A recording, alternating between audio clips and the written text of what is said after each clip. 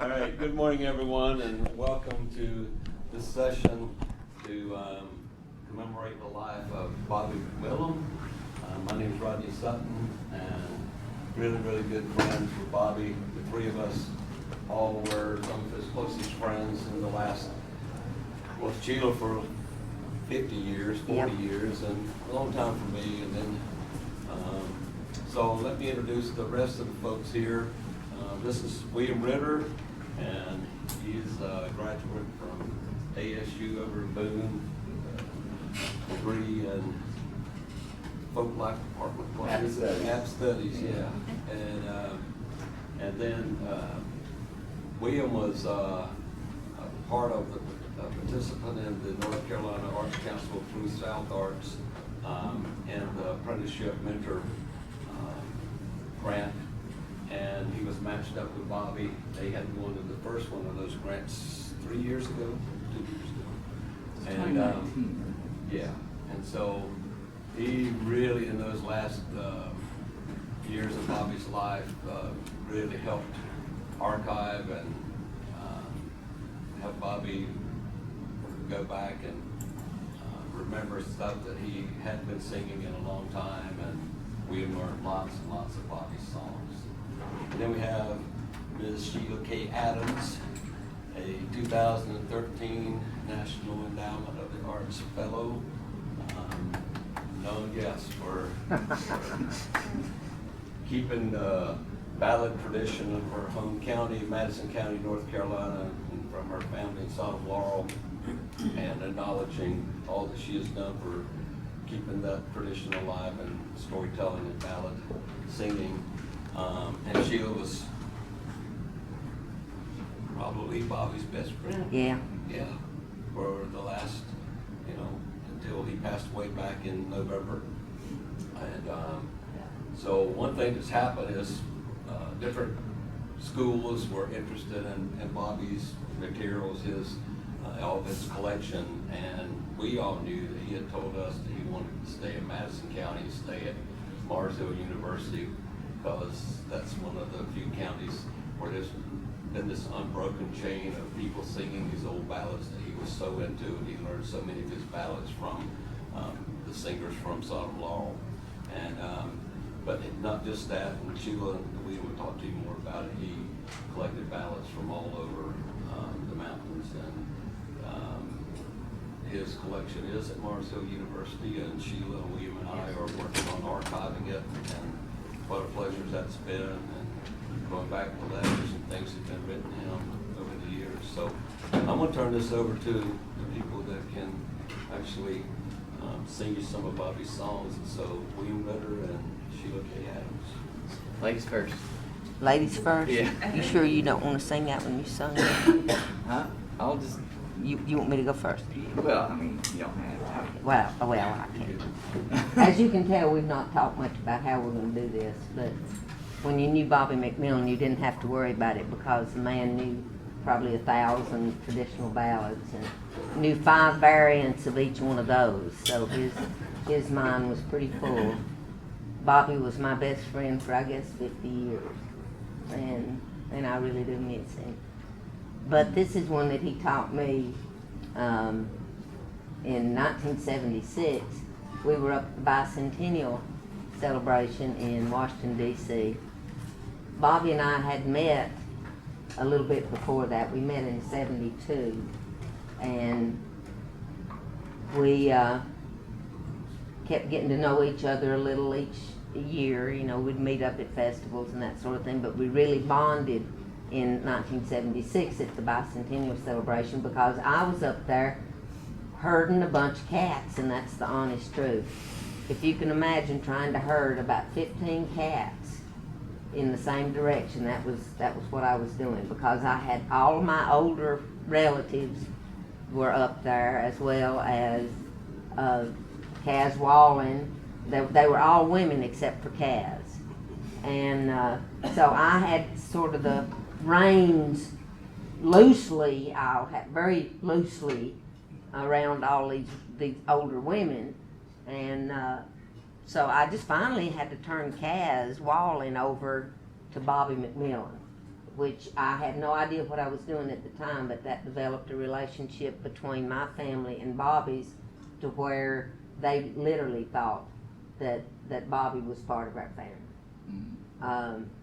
And he would come and visit all of them, and it was sitting, it was our last night in Washington, D.C., and we were sitting there with our shoes off and our feet in the wading pool, or whatever it's called, in between the Washington Monument and whatever it is that's back on the other side of it. We were sitting there dangling our feet singing love songs. And this is one that he taught me that he called, he didn't call it Wild Hog in the Woods. What did he call? The Witch Wife's Pig. Witch Wife's Pig, right. Bingham Bailey had 3 sons, Foliday, Foliday, Follering Stumadario. Bingham Bailey had 3 sons, Willie was the youngest one, Foliday, Foliday, Follering Stumadario. And Willie would hunting ride, Foliday, Foliday, Follering Stumadario. Willie would hunting ride with a sword and a pistol by his side, Foliday, Foliday, Follering Stumadario. One day up on the greenwood side, Foliday, Foliday, Follering Stumadario. One day up on the greenwood side, up in a tree a lady spied, Foliday, Foliday, Follering Stumadario. What are you doing up in that tree, Foliday, Foliday, Follering Stumadario? What are you doing up in that tree? I see you there, my gay lady, Foliday, Foliday, Follering Stumadario. There be's a wild boar in these woods, Foliday, Foliday, Follering Stumadario. There be's a wild boar in these woods. He's killed my lord and he's drunk his blood, Foliday, Foliday, Follering Stumadario. And how might I this wild boar see, Foliday, Foliday, Follering Stumadario. And how might I this wild boar see? Just blow thy horn, he'll come to thee, Foliday, Foliday, Follering Stumadario. He popped his bugle to his mouth, Foliday, Foliday, Follering Stumadario. He popped his bugle to his mouth, and he blew her long both north and south, Foliday, Foliday, Follering Stumadario.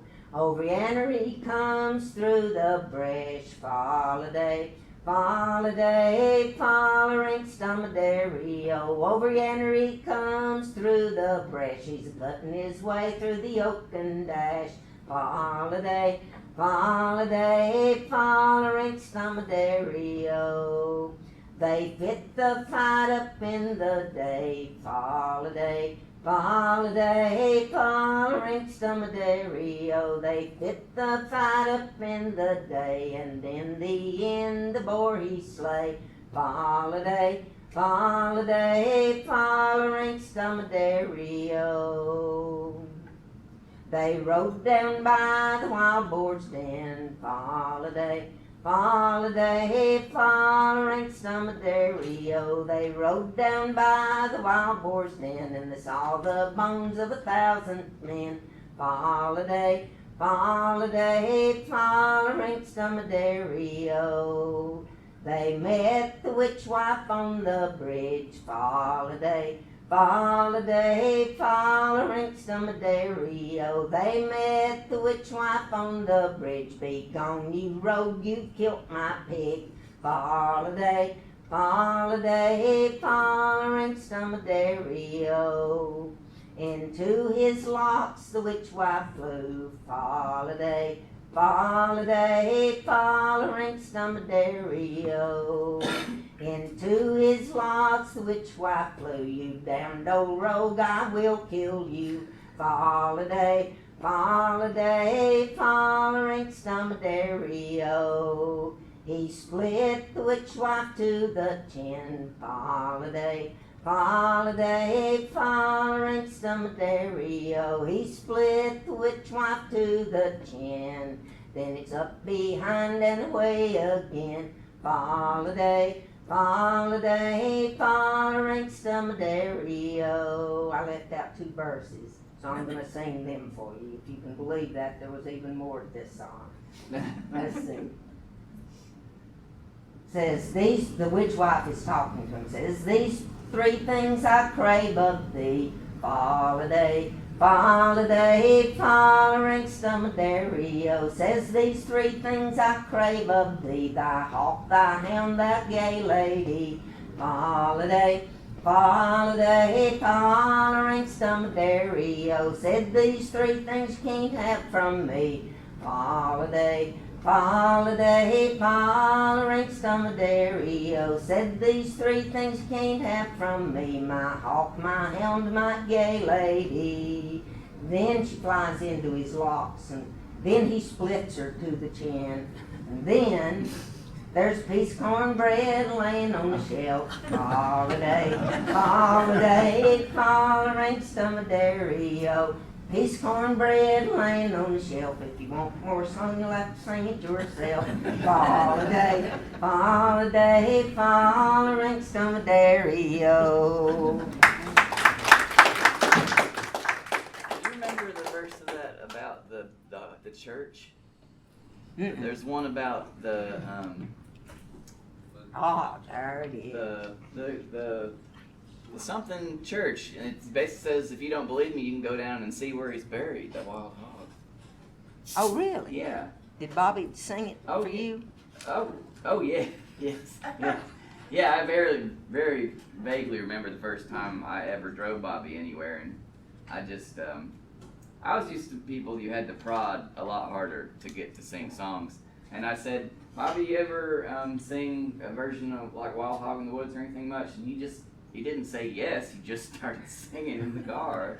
And then 14 minutes later, we were done, and I was just picking my jaw off the floor. But the other thing that was neat about Bobby is he would never sing it the same way twice. And it wasn't just about whether he'd leave verses in or out, he'd just take a different path sometimes. That was really interesting. He had, it just kind of, so I'm glad he was recorded multiple times by multiple people, because there was not a definitive Bobby McMillon version of any ballad that he sang, really. I know that he was singing at the bicentennial celebration, and he and I had gotten into some moonshine, and Bobby walked out on the stage and sung a version of Lord Thomas and Fair Ellender. Now in that one, everybody dies in that love song. Everybody dies. But Bobby had her out hoeing tobacco up on the side of the mountain. And there was a folklorist, Ralph Rensler was there, and he said, oh, I've got to get with Bobby McMillon. Where did Bobby McMillon go? And I knew where Bobby McMillon had gone. He had gone to find the moonshine again. And I knew he had no business talking to Ralph Rensler after he'd been back into the moonshine. So I just said, I don't know where Bobby went. I think he went back to the room. He wasn't feeling well. And so he said, I've got to get with him in the morning. And I think Bobby managed to dodge him the rest of the festival, because he said, I don't even remember what I sung while I was up there. So I guess it's your turn, Willem. Yeah. Like I said, I was very fortunate to get to work with Bobby. I had crossed paths with him a little bit, but being kind of a shy person, and also never wanting to put anybody out or ask him to do anything for me, it kind of took like a big grant to make me feel comfortable to go over there and work with Bobby. But he was so easy to be with and to talk to, and he's one of the easiest He's one of the best talkers I ever knew. And not just because he could talk and talk and talk and be entertaining as a storyteller, but he was a really good listener too. I mean, Yes, he was. he wanted to know what was going on in your life, and he wanted to know what you were interested in because he was interested in it too. And because he was a voracious reader and learner, and we have, my house is full of boxes of books right now that were his. Which is a great treasure, but also my house is quite small, so we need to get that treasure to Mars Hill so that it can be enjoyed by others. But I'm going to do a song. This is one that I learned from Bobby. I asked him one day. I don't know why I hadn't asked other people in my life this before. You know, I would just learn the songs they sang. Or maybe I'd ask him about a song that I liked and I might learn it that way. But I just asked Bobby one day, I said, Bobby, if you wanted me to learn one song more than any other song of yours, what would it be? And he didn't say, he just, like he always would do, he just light right into the song. And so he sang this, which is a sweet little song. It's related to some other things. I think it's got like the tune of the Butcher's Boy. But he learned it from May Phillips, and if you knew Bobby, he'd talk about Mama a lot. That was his great aunt who lived over in Cobb County, Tennessee. And he'd go over and spend a lot of time with her, and he learned a lot of songs from her. And in fact, we have kind of papers, recordings of the Mama Phillips project. I remember Mama that he was working on, he was writing, and so we're going to try to bring that to some kind of public completion that we can share that, because it's really beautiful work. But this is one of the songs that she sang. Bobby didn't play it with the guitar, but I kind of like to, so.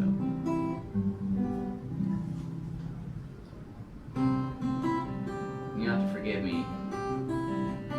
It's early for me to sing.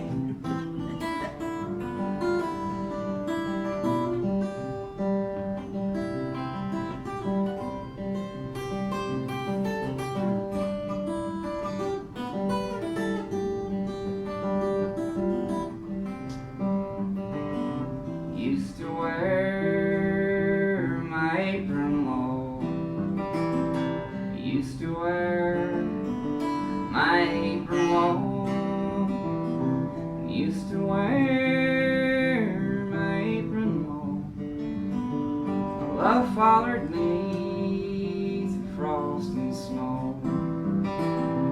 Now my apron's to my chin. Now my apron is to my chin. Now my apron's to my chin. He passes my door, but he won't come in. And he goes down to Yander's town. He goes down to Yander's town. And he goes down to Yander's town. He gets him a chair and he sits down. Takes some other girl on his knee. Takes some other girl on his knee. Takes some other girl on his knee. He tells her the things that he once told me.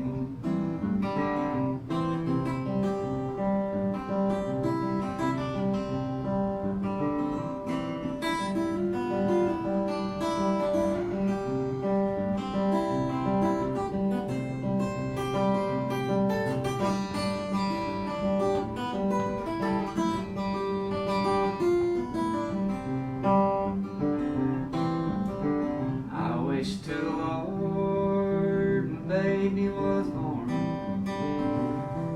the Lord when baby was born.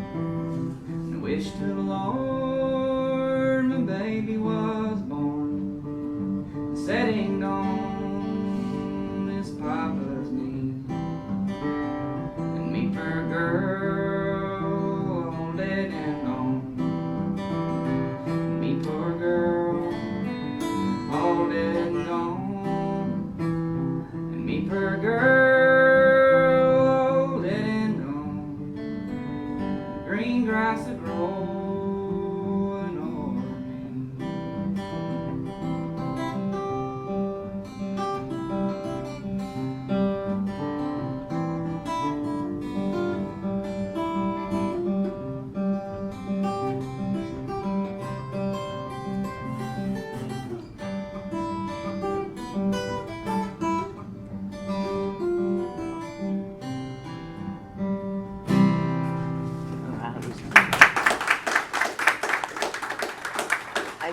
those other two verses Huh?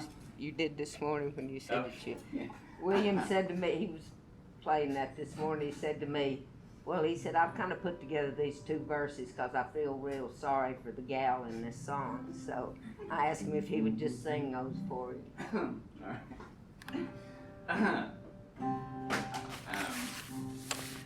Let's see. He passed my door and he made to run. Passed my door and he made to run. Passed my door, he made to run. But he couldn't outrun my Doberman. He goes down to Anderstown. He goes down to Anderstown. He goes down to Yonderstown. He hasn't chair, but he can't sit down. I got him. Take that, Willie. Well, at least I didn't get anybody. Yeah, I call William Young Willem.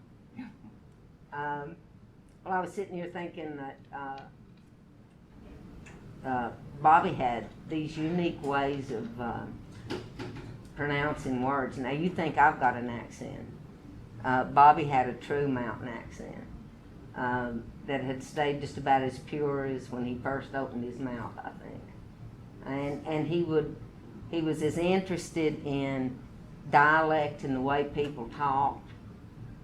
He could just about tell you what part of England or Scotland your family came from just listening to you talk if you hadn't lost your accent, and that's the truth. But this song Bobby learned from Doug Wallen, who was a cousin of mine over home. Doug was a great ballad singer. Bobby always said he had the prettiest voice of any of the ballad singers he'd ever heard over there in my part of the world. And Doug was you know how in every mountain family there was always one that stayed at home with mommy and daddy and took care of them after the rest of them had married and left home. Well, Barzell and Lee had a bunch of young'uns, but Doug was the one that stayed home with mommy and daddy and took care of them. So Doug wound up learning all of the songs from his daddy's side of the family, the Wallen side, and then also from the Chandler side as well. So he knew a bunch of love songs. But this was my favorite one that he sang. It's called My Dearest Dear. And that's how I always felt about Bobby. Bobby was my dearest dear.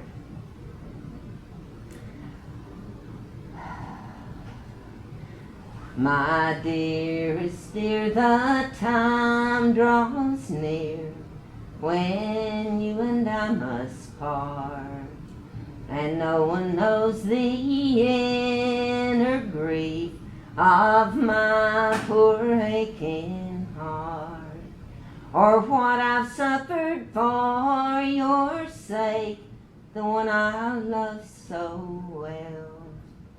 Wish that I could go with you. Well, it sounds like I should say, and you should go to hell, but that's not the I'm going to start that over. My dearest, I can't sing sitting down this way.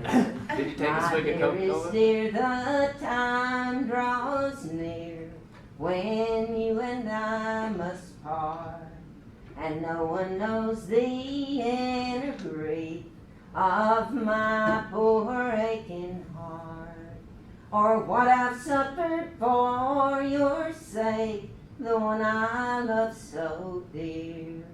I wish that I could go with you, or you might tarry here.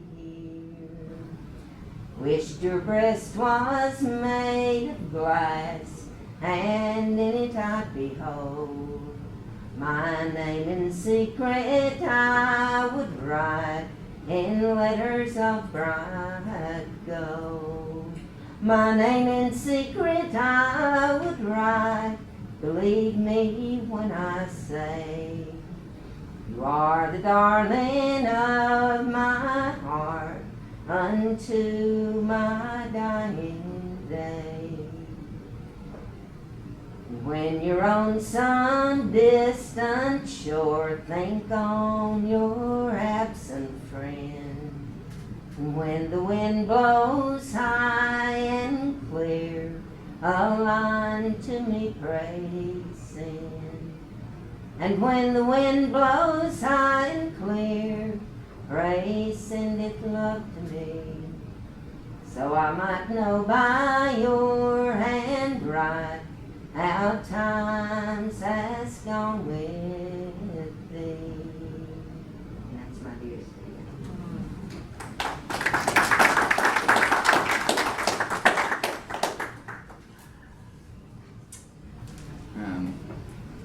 Let's see, I'll do a song that Bobby sang for me. He was a real master at kind of reconstructing ballads, and sometimes I compare him to maybe like a master mechanic, in one of those TV shows where somebody brings in like an old rusted up piece of a car, there's barely anything left, and by the time he came back it was like look brand new.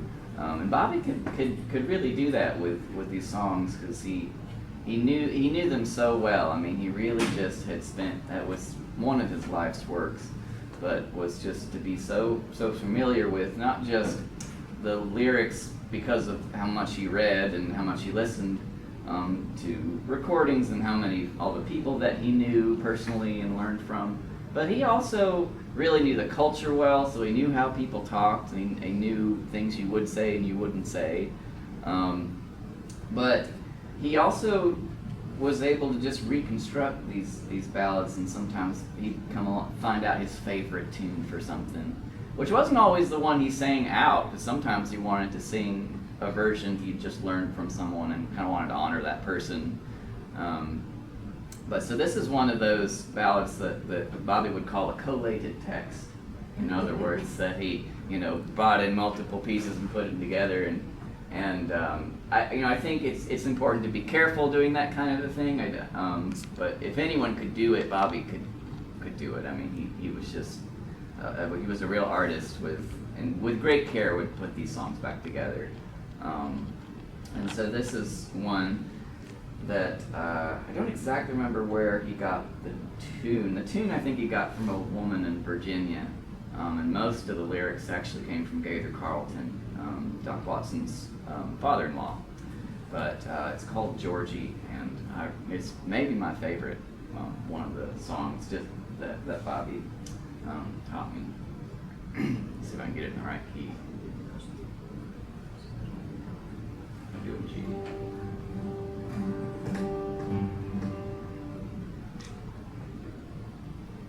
As I walked over London Bridge, all in the morning early, I thought that I heard some pretty fair maid sing, "Spare me the life of Georgie." I thought that I heard some pretty fair maid sing, "Spare me the life of Georgie." Go saddle me up my milk-white steed, go bridle it so gaily, I'll ride away to the King's High Court and plead for the life of Georgie. I'll ride away to the King's High Court and plead for the life of Georgie. Well, she rode all day and she rode all night, till she was wet and weary, and combing back her long yellow hair, she pled for the life of Georgie. And combing back her long yellow hair, she pled for the life of Georgie. She'd taken out a purse all filled with gold, just like you've never seen any, saying, "Come all ye lords unto yourselves, and plead for the life of Georgie." Saying, "Come all ye lords unto yourselves, and plead for the life of Georgie." Then Georgie rose up for to plead for herself, said, "I never did murder any, but I stole 16 of the king's white steeds, and I sold 'em in Bohemia. But I stole 16 of the king's white steeds, and I sold 'em in Bohemia." Then the oldest lawyer stepped to the bar, saying, "Son, I'm sorry for ye, but your own confession has condemned you to die.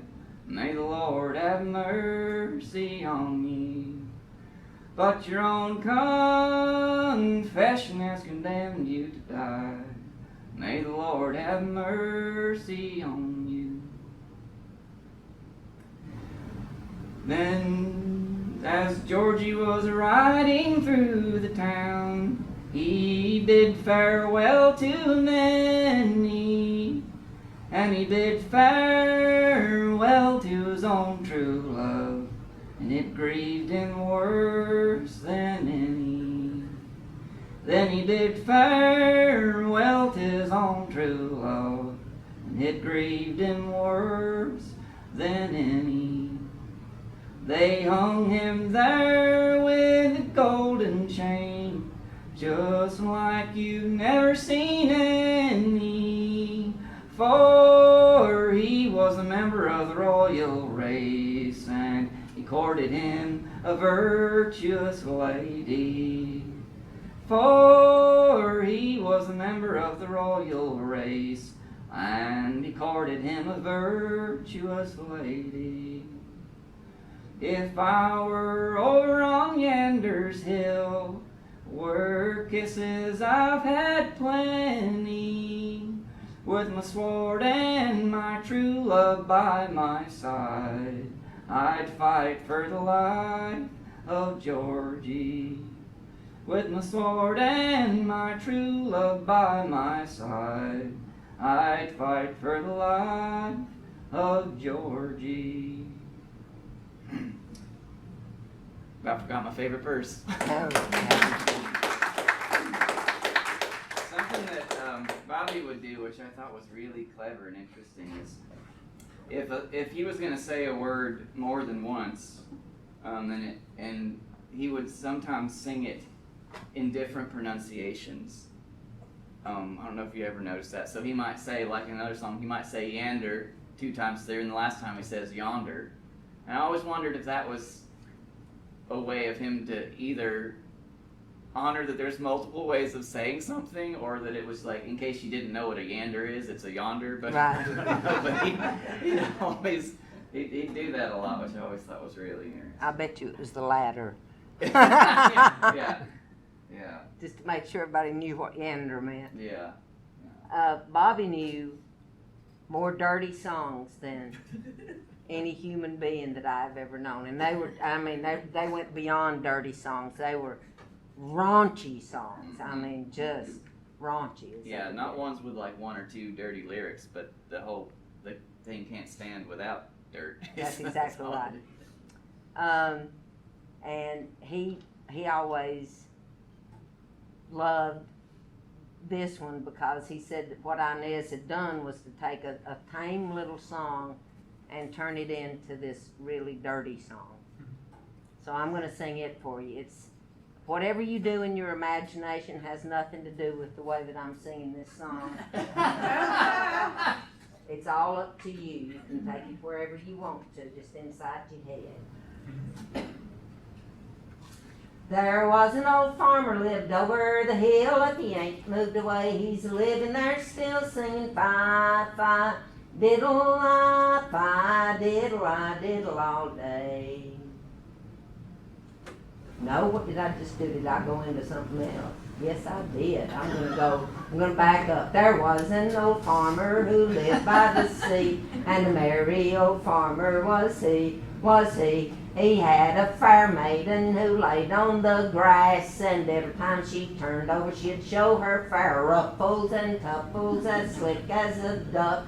She taught that old farmer a new way to bring up the children and teach them to knit, while the servants in the barnyard were shoveling out contents of the barnyard as slick as glass. If you don't like my story, you can go kiss my daughter in the parlor, who winds up the cloth with a piece of red ribbon tied all round her poodle dog, poodle dog galore. If you don't like my story, I'll tell it no more. So now that one I learned from Inez Chandler, double barrel Chandler. She called herself. And I'm going to sing the other one next, so you'll still get to hear the farmer's cursed wife. There's too many of them that's got farmers that start out. Would y'all mention about the Coca-Colas? Yes. That's so important. Yeah. Well, you notice that William has not had much of his, but of course Well, I can only take a sip at a I'm time. swilling mine. But Bobby always would refuse water because he said water dried out his throat. But he said he had to have a Coca-Cola in order to be able to sing because it wet his whistle pretty good. So in honor of Bobby, we're having Cokes this morning.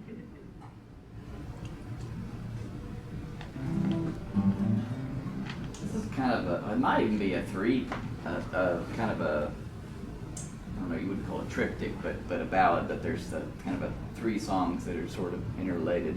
I only know the 2. But Bobby learned, and I was trying to say if I should sing them kind of in order or not. We won't know. Yeah, That's true, it wouldn't matter. Yeah, we can have a flashback when I get to That's that. right. Yeah. So this is one that Bobby taught to me, and he learned it from Lou Brookshire, Aunt Lou we called her, who lived over in Caldwell County, where in Kings Creek, where Bobby grew up. And she only knew a few parts of this, but there was another old man over there that knew a lot more lyrics to it. And then maybe Bobby found some other little good bits to put it all together. But I really love it. It's one of my favorites. I am a perp. That's a good one too. I'm not gonna do that. I should. It's a great song. It's catching, Will. Yeah, he has a great. The Mama Phillips sang a beautiful tune to that. Oh, where you been rambling, Jimmy Ransom, my son? Oh, where you been rambling, my handsome young dun? I've been to the wildwood, mother, make my bed down, for I'm weary with hunting, and I want to lie down. Oh, who did you meet there, Jimmy Ransom, my son?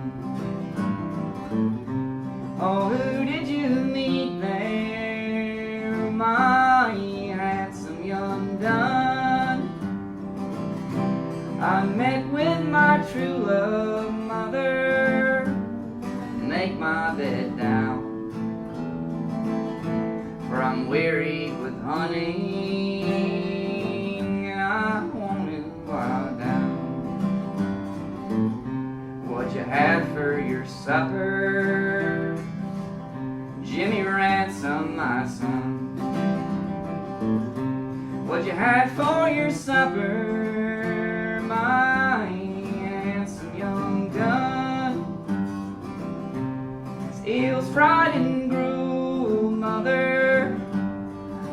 my bed down. For I'm weary with hunting, and I want to lie down. What'd you do with your leavings, Jimmy Ransom, my son? What'd you do with your leavings, my handsome young gun? Fed them to my bloodhounds, mother, make my bed down. For I'm weary with hunting, and I want to lie down. What became of your bloodhounds, Jimmy Ransom, my son? What became of your bloodhounds, my handsome young gun? They swelled and they died, mother, make my bed down. For I'm weary with hunting, and I want to lie down. I fear you are poison, Jimmy Ransom, my son. I fear you are poison, my handsome young gun. Oh yes, I am poisoned, mother, make my bed down. For I'm weary with hunting, and I want to lie down.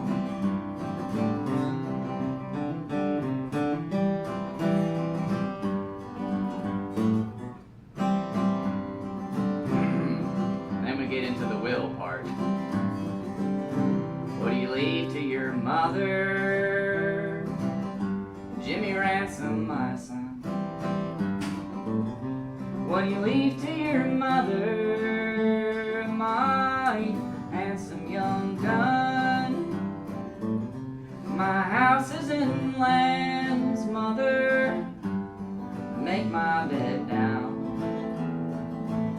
For I'm weary with hunting, and I want to lie down.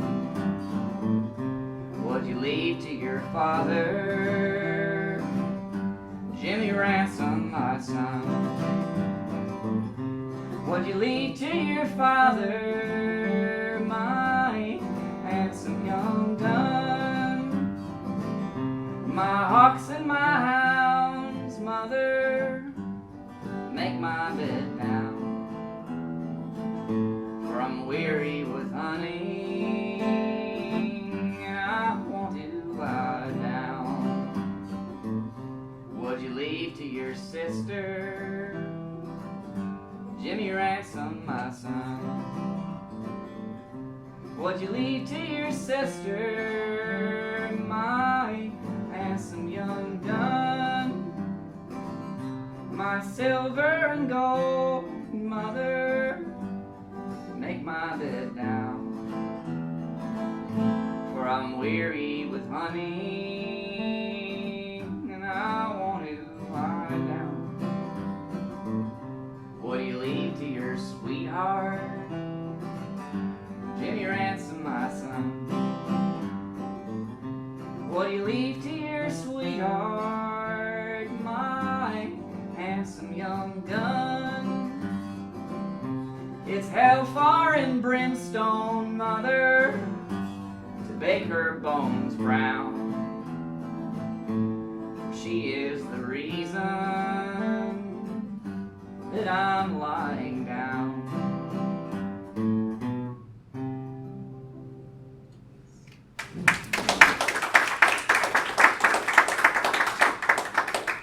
The thing I dearly love about that song is after she realizes her son's dying, she immediately goes straight into the well. Yeah. It's like, well, we're not going to bother with the doctor for you or nothing, honey.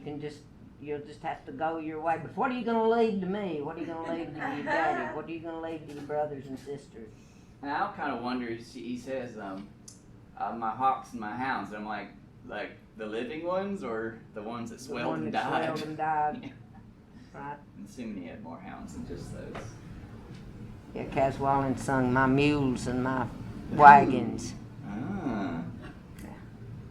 Of course, he had a whole different, well, never mind. Remind me to tell you that after we finish. Okay. Well, I'm going to do now the one that I started to do a while ago and didn't do. It's called A Farmer's Cursed Wife. And Bobby had some really cool verses in there. I originally learned it from Inez Chandler, but I added some of Bobby's verses to it. So,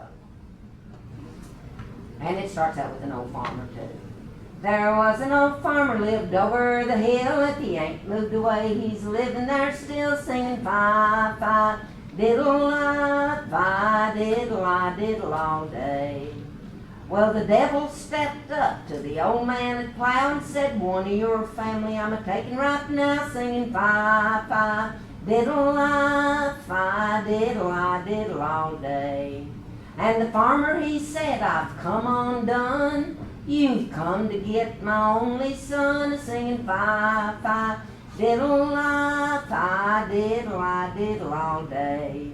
Well, it's not your son or your gal I crave, but your old scolding wife, and now her I'll have, a-singing fi fi diddle-I, fi diddle-I, diddle all day. Well, welcome, sweet Satan, from the bottom of my heart, and I hope you and her nevermore shall part, singing fi fi diddle-I, fi diddle-I, diddle all day.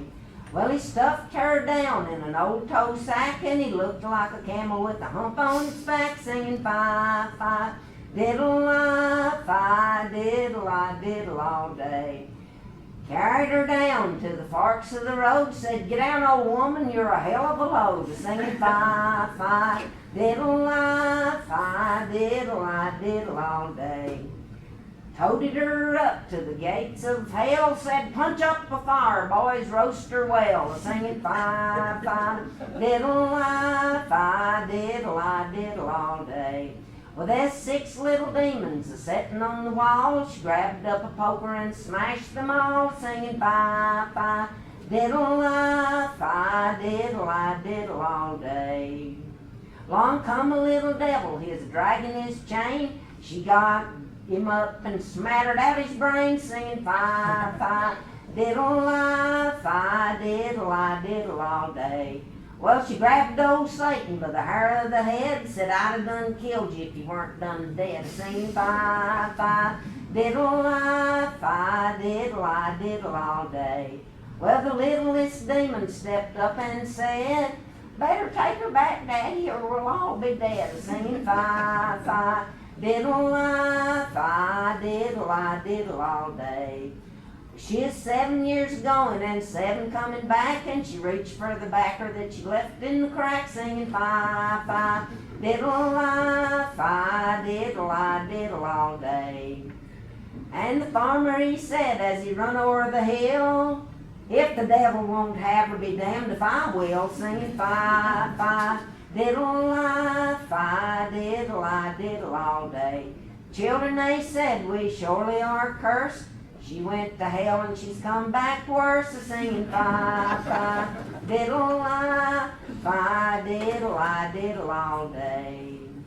Said I've been the devil for all my life, but I've never been to hell till I met your wife, singing fi fi diddle-I, fi diddle-I, diddle all day.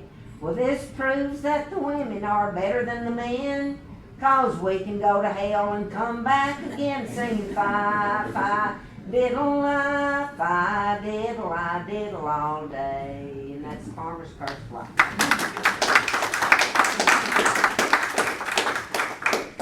I think that was Bobby's greatest hit. Yes. That was, he loved Well, it. yeah, or the Great Big Machine. One. Well, that, Yeah. yeah, that one, he didn't sing everywhere he went. No, he didn't. No, he didn't. The Great Big Machine. Right. Yeah, that machine's still doing it too. How much time we got here?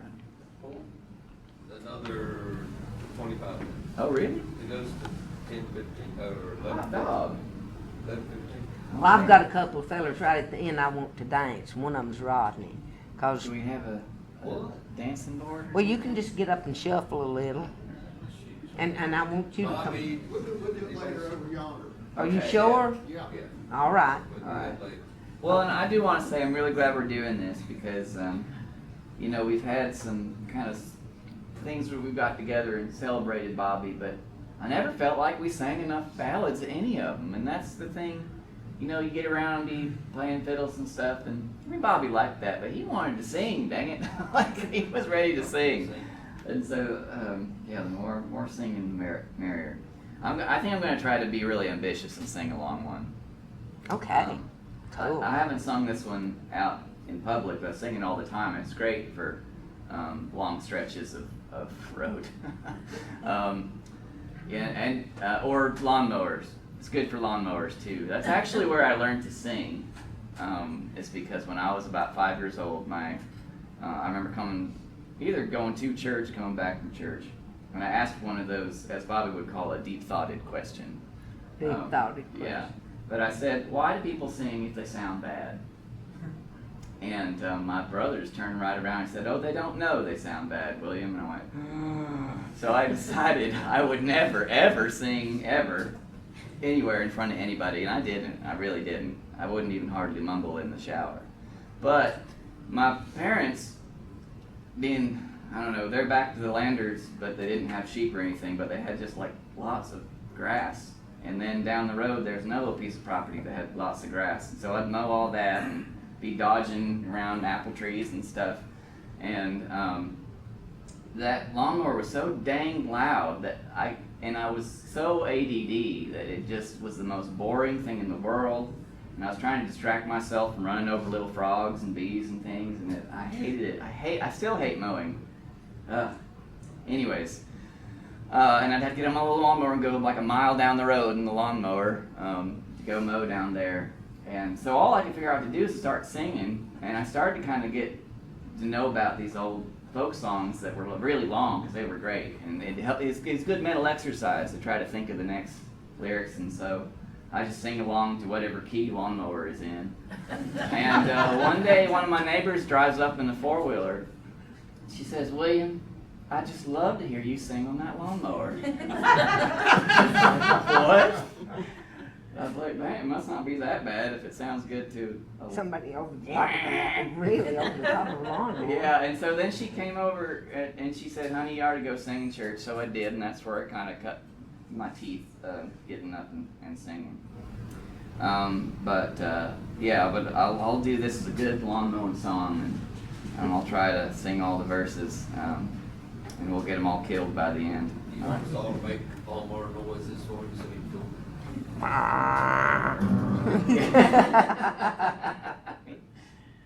Nothing like a good drone. That's all I gotta say. Yeah. So let me get this right, clear in my mind, as some friend Ray would say. And Bobby learned most of the lyrics. Well, he got it kind of from a couple of different places. But most of them came from his buddy up in Watauga County. Oh gosh, Sheila, I can't remember his name. It's left me. Else. Yeah, Rolf Ellison. Rolf Ellison, who was a great singer, played banjo and fiddle, and had great tunes for songs, and this one that he did, but I think he also got some lyrics from your people. All right. Holy, holy holiday, the first day of the year. I'm gonna go a little slower. Lower. You're down the lawnmower. Holy, holy holiday, first day of the year. Little Maddie Groves to church did go, God's holy word to hear. God's holy word to hear. The first come down was dressed in red, next come down in green, and the next come down's Daniel's wife, dressed fine as any queen, dressed fine as any queen. She stepped right up to little Maako, saying, "Come and go along with me, for my husband's not at home tonight. He's in some fur country tree. He's in some fur country." "I cannot come," little Matty Grove said, "I cannot come for my life. For I see by your right fingering that you're Lord Daniel's wife, that you're Lord Daniel's wife. Well, if I am, what difference does it make to you or any other man? For my husband's not at home tonight. He's in some distant land. He's in some distant land." Matty turned to one of his men, said, "See the fair one dressed in white? Although she is Lord Daniel's wife, I'll lie with her tonight. I'll lie with her tonight." And little Booty was a-standing by. He buckled up his shoes, saying, "If I live to broad daylight, Lord Daniel shall hear this news. Lord Daniel shall hear this news." And he had about 18 miles to go, and half of them he run till he come to the broad river bank, and he fell on his breast and he swum. He fell on his breast and he swum. He swum till he came to the broad river bank. He got on his feet and he run till he come to Lord Daniel's gate, and he jangled at the bells and they rung, jangled at the bells and they rung. What news have you brought me, sir? What news have you brought to me? Oh, is my castle burning down, or my wife with the baby be? Or my wife with the baby? Nor your castle, it's not burning down, nor your wife with the baby. It's little Matthew Groves at home in the bed, in the arms of your gay lady, in the arms of your gay lady. Well, if a lie you told me, or if the truth you told me, sir, if the truth you told to me, I have a daughter in this fair land, and married you shall be, and married you shall be. But if the lie you told me, sir, which I take it to be, I'll build me up a gallows high, and hanged you shall be, and hanged you shall be. Oh, if a lie I've told you, sir, which you take it to be, you need not build a gallows high, just hang me from a tree. Just hang me from a tree. So we called him up about 50 good men. He set 'em all in a row. Told him not a sound to make, nor nary a bugle blow. Nor nary a bugle blow. But there's one of them all in that crew, old Matty a free goodwill, and he placed his bugle to his lips, and he blew it both loud and shrill. He blew it both loud and shrill. I better get up, little Matty Grove said, I better get up and go, for I hear your husband coming home, for I heard his bugle blow, for I heard his bugle blow. Lay back, my precious one, lay back and go to sleep, for it's only my father's shepherd's horn, him a-calling in his sheep, him a-calling in his sheep. So they fell back a-hugging and a-kissing again, and they both fell off to sleep. And when they woke, it's broad daylight, Lord Daniel was at their feet. Lord Daniel was at their feet. How do you like my snow white pillar? How do you like my sheep? How do you like the fair young wife that lies in your arms asleep, that lies in your arms asleep? It's well do I like your snow white pillow. It's well do I like your sheets. Best of all, your fair young wife lies in my arms asleep, sleep. That lies in my arms asleep. Get up, Lord Daniel, he cried. Get up while you still can. For I never intend to have it said that a slow-necked man, that a slow-necked man. I can't get up, Matty Groves, he said. Can't get up for my life.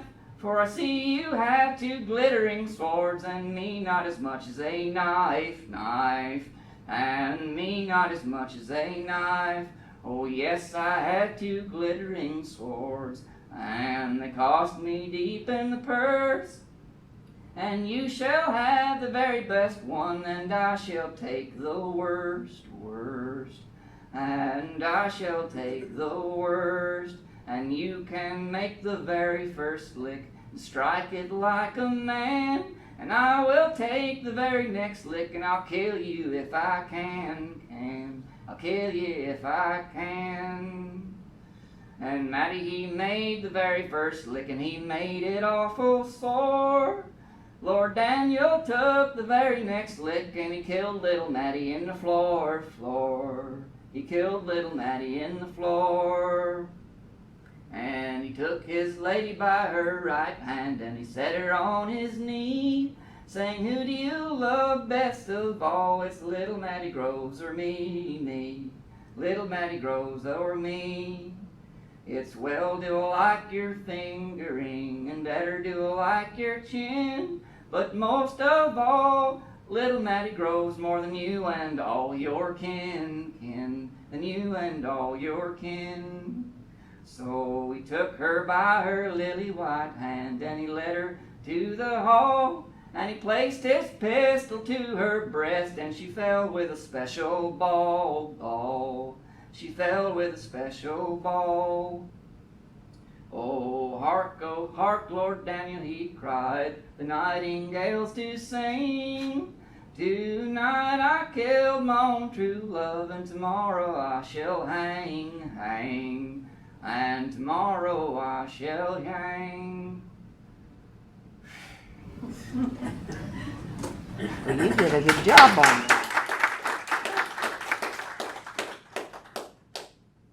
That was a big long-winded.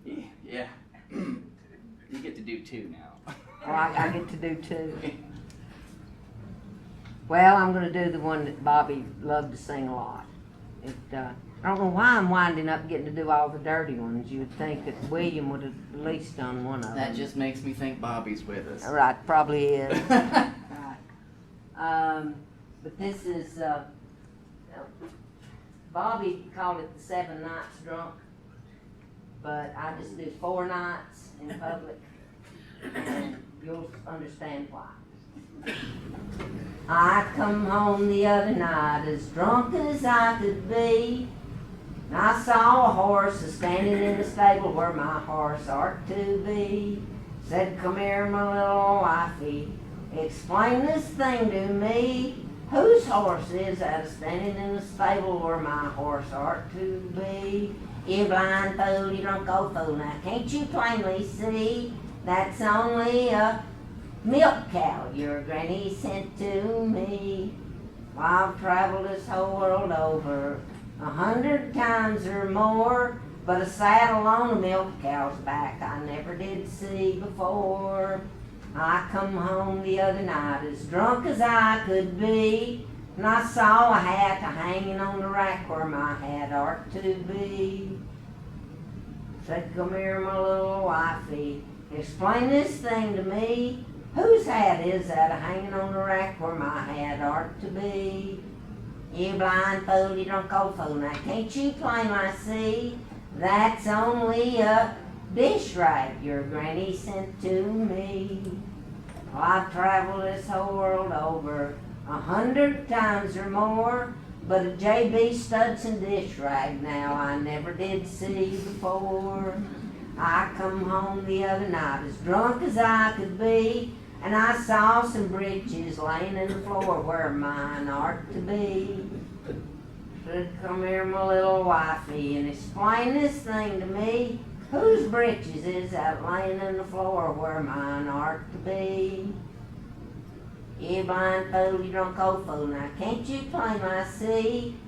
That's only a bed quilt your granny sent to me. Oh, I've traveled this whole world over 100 times or more, but buttons on a bed quilt, well, I never did see before. I come home the other night as drunk as I could be, and I saw a head a-laying on the pillar where my head ought to be.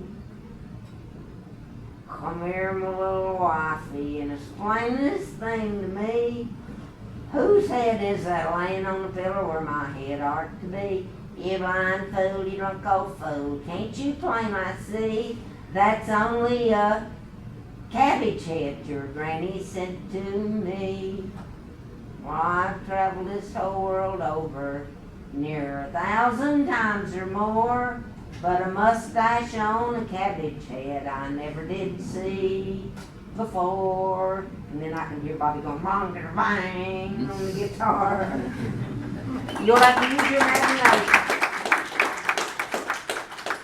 And it won't be near as bad as the reality. Your imagination cannot fill in the blanks as bad as what it really was. Yeah. So, That's a 2-beer song for me. yeah, that's, yeah. And definitely not 1 in the morning. Right. Right. Yes. Yeah, well, now me and William have been quarreling because we had to sing in the morning, but I think so far it's gone pretty good. Yeah.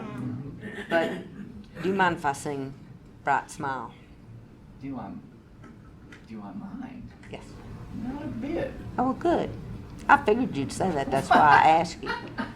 I just wanted these nice people to see I mind if you don't sing. how truly nice that you really are, you know. This is a song that's come to mean a whole lot to me. I learned it in 2009. I didn't learn it from Bobby. I learned it from a great ballad singer in the Northeast by the name of Jeff Warner. And he taught me this song because I had just lost my husband, Jim Taylor, in March of 2009. And I met up with Jeff over at the Swananoa Gathering in July of that year. And he said, this song has come to mean so much to me, and I know that it will do the same for you. And so I'm going to dedicate this one to Bobby because it just fits. It's called Bright Smile Haunts Me Still. It's been a year since last we met. We may never meet again. I have struggled to forget, but the struggle is in vain. For his voice rides on the breeze, his spirit comes at will in the midnight on the seas. His bright smile haunts me still in the midnight on the seas. His bright smile haunts me still. I have sailed 'neath foreign skies. I have trod the desert path. I have seen the storms arise like a giant in his wrath.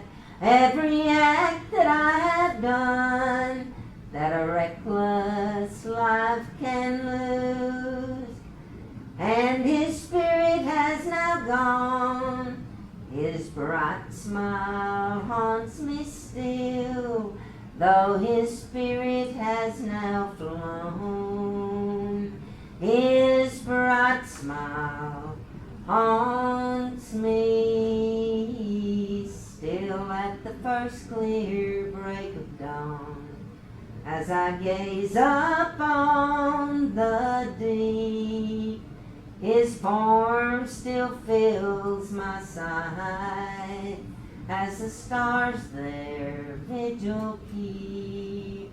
And as I close my aching eyes, sweet dreams my memories fill, and from sleep when I rise, his bright smile haunts me still. And from sleep when I rise, Bobby's bright smile haunts me still.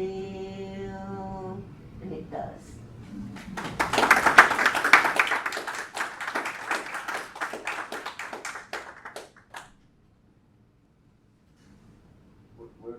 Where are we? It'll be hard to follow that. Yeah. I don't, they're gonna do it over there, he said. Well, anybody got any questions you wanna ask? Because we've got this big, huge collection of Bobbies that we're all going through, me, Rodney, and William. Yeah, which would be a good time to mention there is a GoFundMe for the Bobby McMillon Legacy Project, which we have embarked on, which goes really towards organizing Bobby's work and also kind of a creative project we've started to not just organize Bobby's work, but kind of bring some threads together and add our own stories of Bobby into them and help fill in some of the gaps that are in the collection. So that's one of the things that GoFundMe is supporting, but also to create a reading room, or if it's not a reading room, a home for Bobby's books, as well as his collection, because he had a really incredible book collection. So that's one thing we're doing. You can find that Bobby McMillan Legacy, GoFundMe.com, And we, a little bit goes a long way. yeah, we decided to set up the GoFundMe simply because I'm sure that y'all have gone through being scholars. You've gone through and you've looked in these collections like that are in colleges and universities all over the place. And what they do is, even the Library of Congress does this. They just take everything and kind of dump it into this section, and then, you know, they'll go down into the bowels of the university or the Library of Congress or whatever, and kind of find whatever it is that you're looking for and Box bring it. one. Box Box two. one, right, box two. And what we're trying to do is breathe life into Bobby's collection because he meant so much to us. And he would mean that much to And everybody. it's also really disorganized, so Yes, he was extremely disorganized. we bless wanted his to, heart. we want people to be able to continue to learn from Right. Bobby, because there's just so much there. It's been some amazing days in the archival room at Morgantown University where we've been going through Bobby's stuff, and William had boxes and boxes, and there was no particular order. We never know what we're going to run into, and so Karen Parr at the university has been showing us how to be careful with stuff and you know, get it in these different folders. And on Valentine's Day, Yes, we walk in there and we start going through stuff, and Sheila pulls out this envelope with nothing written on it. She opens it up to see what it is. And it is a letter that Bobby had wrote to Sheila in 1986. and never mailed it. That's right. And thanking her for believing in him. What year was Bobby born? He was born in 51, December 51. It was just a few days shy of his 70th birthday. I figured that it was like 19, or back in the 1800s or something. Oh, Well, yeah. I Right. talked to someone that had Bobby in school as a student, and he said that even when Bobby was a young man, he was an old man. He said he walked with a cane and just like dressed like a generation He's prior. an old soul. Yeah, Well, he was born out of time, that's true. yeah. He should have been born back in the 1800s. you Thank know. goodness he wasn't. But I thank God, yeah, that day that he was not. But as you can tell, it's still kind of raw and emotional, but that's okay. Because Bobby touched a lot of people's lives. Everybody that ever met Bobby McMillan would come up and say to me, well, he's just the most incredible person I've ever talked to in my entire life. Yeah. They go up to him and be like, Bobby, that was amazing. Have you ever seen the movie Songcatcher? And he'd say, Yes, I saw it from the inside out. Or sometimes he'd say, no, I haven't seen that. But he was in the movie. I mean, Yeah. but If you've watched Songcatcher, Bobby was the one that sung the Conversation with Death with the big bushy mustache, you know, that was leaning that- on a post. leaning on a post in the barn. Never failed. Anytime we go somewhere, they'd always ask if you had seen that movie. Yeah. When y'all say you're gonna do dancing somewhere else, where and when's that gonna be? Back over in Dale's, table, I don't know. in the Mountain Lair, Sitting up playing and Oh, yeah. we got den sports over there, stuff behind the table. And Oh, okay. we don't know what time or anything, just whenever it happens. Okay. It's gonna be a spontaneous happening. Yes. Yeah. Come dance. Anybody Well- else? CC? Sheila, why don't you tell them about taking your family to the airport to go up to? Me and Bobby got in a mess. Yeah, this is a little short. But we were down in Raleigh, Durham, getting ready to go up to the bicentennial celebration. Now, Bobby was with us because he had been at the Eno Festival as well.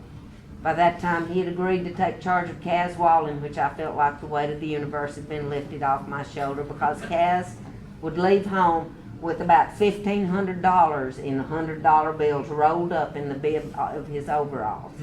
Because he didn't believe in banking, he kept all of his money at the house.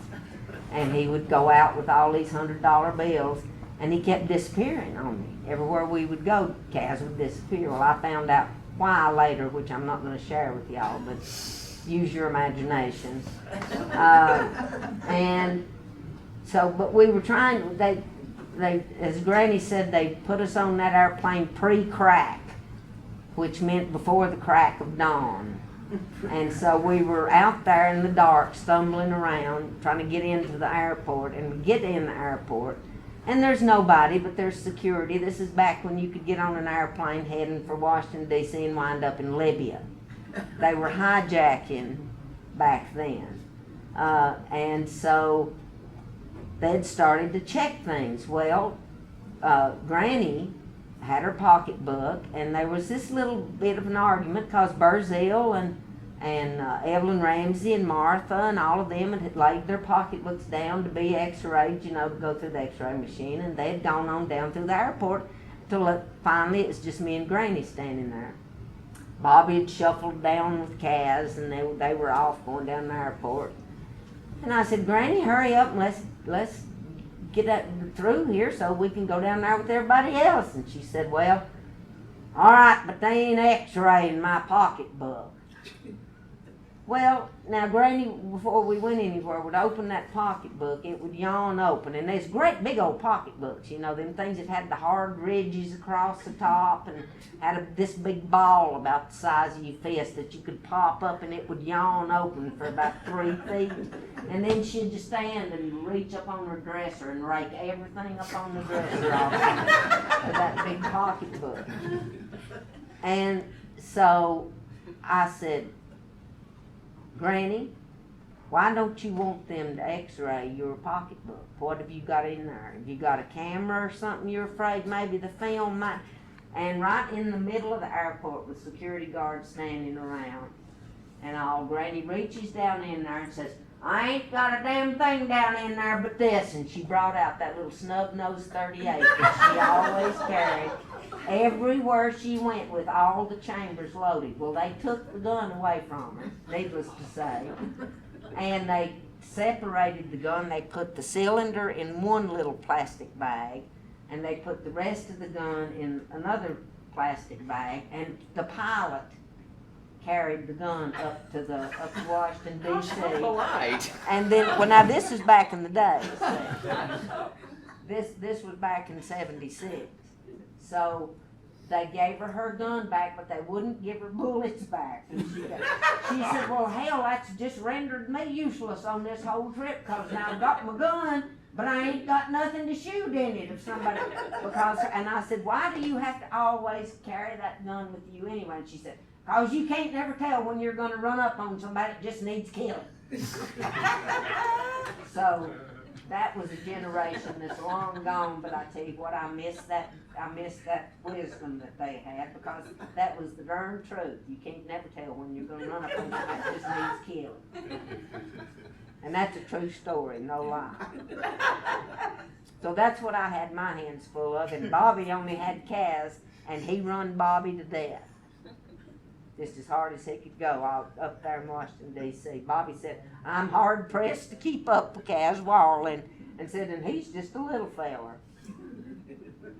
Well, I guess we're done. Well, let me sing this. I'll sing this one little verse of this. It's a camp meeting song, so you can imagine all you have to do is replace the different fathers and mothers and sisters and brothers. So I won't sing the whole thing. But this was the last song Bobby sang publicly, and I didn't know.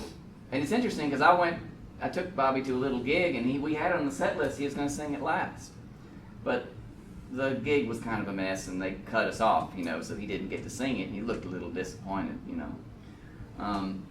But I had never really heard Bobby sing this song. He had just taught it to me before we went over to play. I just not heard him do this song. But but then he went up to Ferrum College, and he was looking forward to Ferrum College like a year in advance. He just loved going up there and singing. And even when his health was bad, and I was scared he'd even go up there at all, but he was gonna go, and he needed the money too. But he loved Ferrum College. It weren't so darn far from us. I'd considered taking his papers there. He liked it so much. But anyway, so he sang. This was the last song he sang up there, and that ended up being the last song he sang publicly. Well, Doug, Lori's daddy, yeah, he said Doug Trivet. Doug Trivet, yeah. He said, came up and told me, that was actually, Bobby had always said that'd be the last song he ever sang. Wow. But, so we'll do a little bit of this.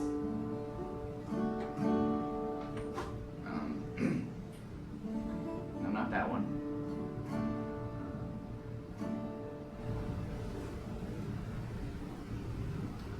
Sinners cry for the rocks and the mountains. Sinners cry for the rocks and the mountains. Sinners cry for the rocks and the mountains. When the last trumpet shall sound. Try and hide from the face of Jesus. Try and hide from the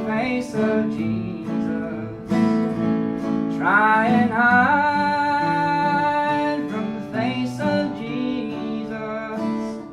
When the last trumpet shall sound. When the last trumpet shall sound. He done such a pretty job. Well, thank y'all very much. This has been great fun for me and William to remember Bobby. And y'all are much appreciated, so go about this day feeling good about yourself. Thank you. Thank you.